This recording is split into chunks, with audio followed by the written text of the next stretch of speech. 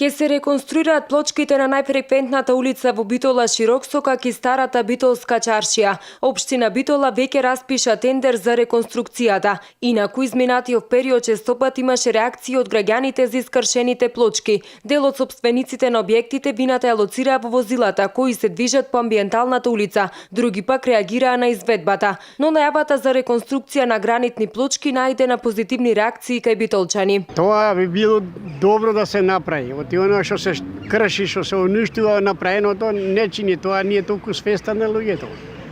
Сега ако се реновира тоа, да се поправи, тоа е добро. За секој, и за вас, и за нас, за сите, поготово за младежот, за вашите услови.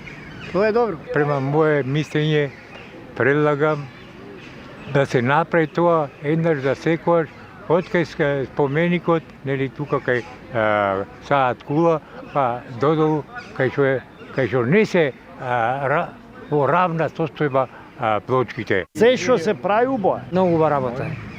Многу плочки има отворени, вака, вервај ме. Многу пати се почти воопќе се сопнеш некаде. Треба се да се поправи.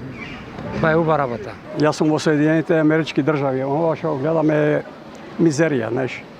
Би требало сигурно нормална работа. Се што се клава треба да се направи, не?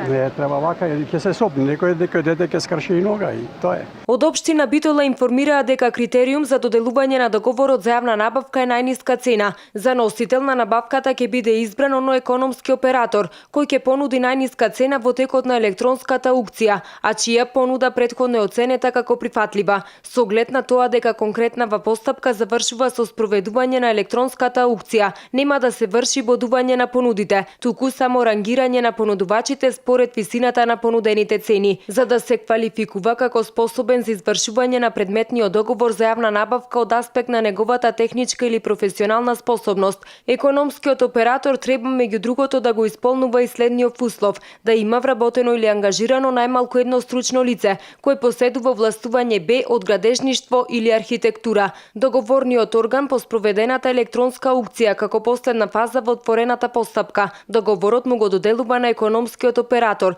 чија понуда има најниска цена, доколку две или повеќе понуди имаат иста цена. За најповолен понудувач ќе биде избран оној кој прв ја поднел понудата, доколку никој не поднесе нова цена во текот на електронската аукција, а при тоа две или повеќе понуди имаат идентична цена. За најповолен понудувач ќе биде избран оној кој прв ја поднел понудата. Изведувачот е должен сите работи предвидени да ги заврши во рок од 365 денови. Понудите се достават најдоцна до 6 јули 2017 година, во 14 часот кога и ќе биде јавното отворање на понудите, информираат од општина Битола.